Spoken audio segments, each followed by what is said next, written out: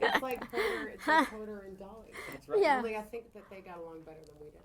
Oh no, we did not. You didn't get along? No. Oh, see, I've been trying to tell her. We used to fight all the time. Did You you? can't work that close together and not fight. That's right. What There's did I tell you? There's a chance in hell for us. I See? think so. Where's that snowball? Where is that No, snowball? Porter and I used to have some knockdown dragouts. We were famous for our disagreements and all that. That's actually why I wrote "I Will Always Love You." The song "I Will Always Love You" I wrote because I had been with Porter's show for 7 years, and I had only said that I'd stay for 5.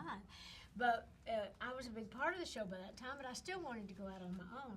So Porter was not having any part of that. But we'd often disagree on what I should record, what I shouldn't record. So anyhow, but Porter was having a fit about the fact that I was going to be leaving. I said, well, I said I would only stay. So anyway, I knew he wasn't listening to me, so I went home that night and wrote "I Will Always Love You," which is the gift that keeps on giving. So yeah, see, that goes out saying maybe you'll have to write a song for each other. Oh my gosh. I started one. I I will always don't know hate if you. it's your caliber. I will always listen to you. I will That's a always good. listen to you. That's some good. good advice, Dolly. That's Yeah. some very good Okay. advice. So we talked earlier at the press conference about, it had been quite some time. You've gone to Europe, you've gone to New Zealand, but so what again was holding you back? Like 25 years since there's been a major U.S. and Canada tour, and this is a big one, 60 cities. Yes. Well, actually, the reason we hadn't been playing extensive tours in America, because as you know, or may not know, but when country music changed, it went into what they call the new country. A lot of us older artists, they did not play on the radio anymore. And usually when you tour, you usually need to have some hit records. You need to have records on the radio, and then your fans come out to see you. And my career had just been built on so many things from the past and movies and all. And I just really, because I wasn't played on the radio, just assumed that nobody was interested in seeing me in concert because I didn't have up-to-date songs. And of course, on most all of the radio stations, they'll still play classics. I might get played, once an hour or every, once in a while on those. But anyhow, I just didn't think there was that much of an audience for me on the touring circuit. But come to find out there was. So a lot of promoters, because we had got such great reviews, like the Glastonbury show and all the great reviews that was coming back and all the sellout crowds that we were doing, a lot of the American promoters said, well, why don't you go on tour? And we said, well, we will if you think we can have a productive tour. And it's going really well. And in Canada, hadn't been to Canada on a long tour in at least 25 years. We'd done a few shows here and there, so it just seemed to be the right time to do Canada and the United States. We're gonna have you in Toronto in September, but you are covering from the mountains of British Columbia, across the prairies of Saskatchewan, into Ontario Yes. as well. How do you feel about Canada? Any special places for you here? Well, I was so excited to know we were going to Vancouver, because I think that's one of the most beautiful places I've ever seen. It's been years since I've been there. But also, Toronto's real special to me because I have friends, that live here. Canada is great. I have a lot of friends all over. I have a lot of Canadian friends, people I work with in the business, but just friends. So, and I've had so many fans here for so many years, followed me since the early days of the Porter Wagner show. Back in 60s and 70s, even that far back. So it's going to be great to, get to see the fans and just be out there with them. Tell me about, you were just mentioning that this is your 50th wedding anniversary this year. It is. With Mr. Dean. Tell me, and you did your vows again? Yes, we You got did. married again? We did. I had this most beautiful wedding dress you've ever seen. Because when we got married the first time, my mother had made me a little white dress and with a little Bible, white Bible with some flowers on it that I held. And my husband and I had to go across the state line and from Tennessee to get married in a little place called Ringgold, Georgia, because we didn't want it recorded in Tennessee because the record label I was with at that time didn't want me to get married because they were investing some money in my career. And we had already planned to be married when they told me that.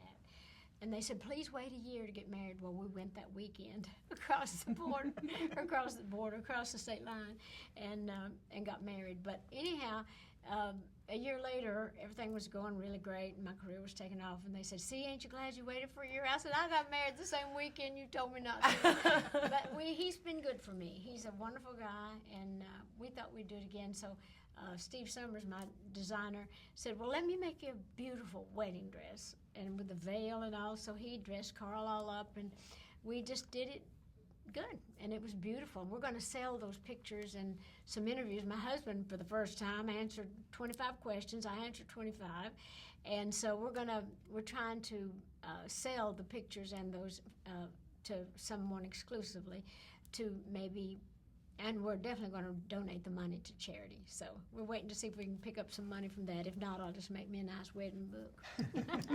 You mentioned the album Pure and Simple, Dolly. It's full of love songs. And 50 years later, the albums are deeply personal, I'm sure. Are you still finding new ways to express love, talk about love on this album? Yes. In fact, I thought, well, love is love, and there's all kinds of love. So certainly there's a lot of really good, positive love songs. I think I wrote the Cheater's anthem in this. It's called Anything That Feels This Right Can't Be That Wrong, and it was called Can't Be That Wrong. But anyway, it's about that. It's like love is love, you know. People feel what they feel. They can't help that. So I wrote some romantic, little sexy things too, but they're all positive, though, positive in their way. Even the cheating songs kind of, you know, they're kind of defending their emotions and their feelings. We love, at my house, I have a little 6-year-old, and we love the movie Coat of Many Colors. We PVR'd it, and we watched it again and again and again. What was it like to sit and be part? Were you on the scene when they're filming, and when you're watching your life, you know, come to life like that? Did you ever kind of want to go, oh, we got that wrong? Or And I do, because that's the part of like doing being the producer, especially if it's about your own life. Because I was not about to give up that much of myself to let somebody else just dictate a Hollywood version of who we were. And so I was really hands-on from the very moment we planned it. And I watched every day. I would watch what they call the dailies, everything that was filmed the day before, and I would either change that, or we got to reshoot this, we got to do that, or certainly when we were doing the script, Pam Long, did a wonderful job doing this, the screenplay or the book or the writing, the story. But those were my stories, and I had a lot of dialogue, and I had all the the stuff that I worked with her very, very closely and gave her the stories, and she put it all in a good form. So from every part of it, I was all over that, and I will be again with this Christmas movie. They're based on stories of mine and songs. How does that feel to be giving away so much of yourself? I mean, we know your story, sure, but you're putting it out there and allowing other people to portray you and share that story. Well, it was kind of scary when I did the coat, because I didn't know if people were really interested in seeing that. I myself have been missing things like Little House on the Prairie and the Waltons and those family type and faith-based shows, and I didn't know. I was a little bit hoping that it would do well, and the response was absolutely wonderful. So then that encouraged me to see that people really do want to see that type of thing again. So now I'm thinking about doing my whole life as a series instead of, I was going to go on Broadway with it. Still, eventually might. I've got the whole Broadway play and everything, was even having meetings with people. And then after the success of this, I thought, wow, maybe I'll just do my story as a series and let that kind of go, see how it falls. The sequel coming out at Christmas again, Christmas Coat. It's called A Christmas of Many Colors. Christmas of Many Colors. Yeah. Are we going to hear Christmas music too? Yes, it's got a lot of Christmas music in it, and some new Christmas things that I wrote. There's a song called Circle of Love, and I have written a song, of course, about that. Jennifer Nettles sings a little bit of that also in the movie. She plays my mother, in the story. So yeah, there's a couple of Christmas things that I've written, and then some traditional stuff that we sang a lot, off and on in the church and in little programs in the movie. Your imagination library, when you were a little girl and you were thinking, when I am Dolly Parton, because you dreamt it, you made it happen, you could. Was that always part of what you thought about, how you would help other people, how you would help, little girls who were in situations like you or in big families or maybe didn't come from a lot? Was that part of the dreaming big process? Well, when you start out, you're just trying to think about how to get what you're doing out there. I was a singer and a writer. I wanted to go to Nashville. I wanted to be on the Grand Ole Opry. I wanted to do all that. I wanted to make money. But it was only when those things started really happening and I saw that this was a dream that was going to come true And then I started thinking ways that I could help, things that I could do. And that was part of it, the Imagination Library. I wanted to do charity things. I wanted to do stuff that was near and dear to my heart and to honor Mama and Daddy. And, so this little program started, the Imagination Library, because of my dad. And he was not able to read and write, but he helped me a lot with the program, and I made him feel very much part of it. So that was a way that I could honor him, that we had that kind of in common. So it was a sweet, wonderful thing that we did. And he was so proud when the kids would call me the book lady. He got to live long enough to see the Imagination Library do well.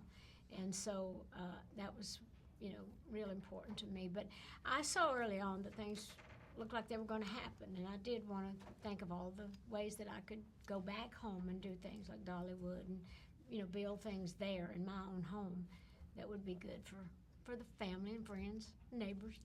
Do you have a favorite book? Yeah, The Little Engine That Could is the first book that's in the Imagination Library. That's the first book the kids get, and I've always thought that was such a positive little book, and that was always a favorite. In fact, I write a lot of I wrote some children's songs. I have a children's album coming out this fall, and all that money would go to the Imagination Library. And there's a song called I Believe in You, and it's kind of based on that little engine that could theme, that you can if you think you can, and just using your positive attitude with that. Dolly Parton, thank you so much. We'll Thank see you in you. September. Yeah, We look you forward to certainly it. will. Somebody should write a song like that. See you in September, yeah. Be a good one, I bet, too. Thank you. Yeah. Thank you, Dolly. Thank you. Thank you.